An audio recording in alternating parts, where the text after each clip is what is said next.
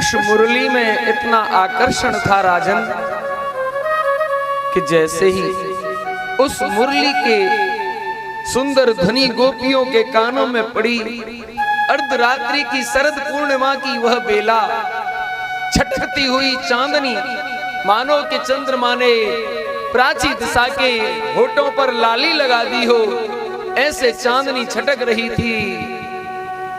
और उसमें भगवान जगन्निवास श्री कृष्ण चंद्र सरोवर के उस तट पर बैठकर वेणु वादन कर रहे थे। हे राजन, वह वेणु क्या थी? उस मुरली की ध्वनि ने तीनों लोगों को जागृत कर दिया।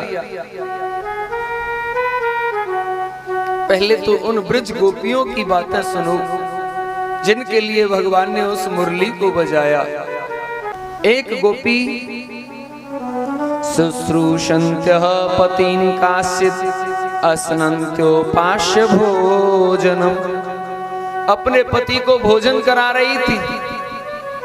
एक बार परोसा था, जब तक मुरली की ध्वनि कानों में आई वो वहीं पर पूरा का पूरा टोकरी सब कुछ जो बनाया था उसके सामने रखकर भगवान के दर्शन करने अर्धरात्रि में ही चल दी। लिम्पन्त्यः प्रमजन्त्योन्या अंजत्य काश्य लोचने व्यत्यस्त वस्त्राभरणः काश्चित् कृष्णान्तिकं ययुः। एक गोपी अपने घर को लीप रही थी। उसने मुरली की ध्वनि कानों में सुनी, हाथ भी उसने नहीं धोए, वो भगवान के दर्शन करने दौड़ी।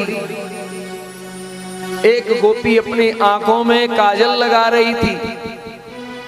हमारे ब्रज में सोते समय आंखों में काजल लगाने की परंपरा है। बच्चों के भी लगाते हैं और बड़े भी लगा करके सो जाते हैं। तो वह गोपी अपनी आंखों में अंजन काजल लगा रही थी।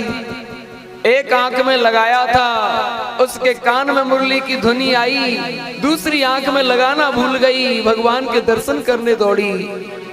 एक का तो पूरा उल्टा सुल्टा हो गया। उसने आईने के सामने खड़े होकर के श्रृंगार करना शुरू किया था। मुरली की ध्वनि उसके कानों में ऐसी पड़ी कि होठों पर लगाने वाला आंखों में लगा लिया और आंखों का अंजन होठों पर लगा लिया और भगवान के दर्शन करने के लिए दौड़ी।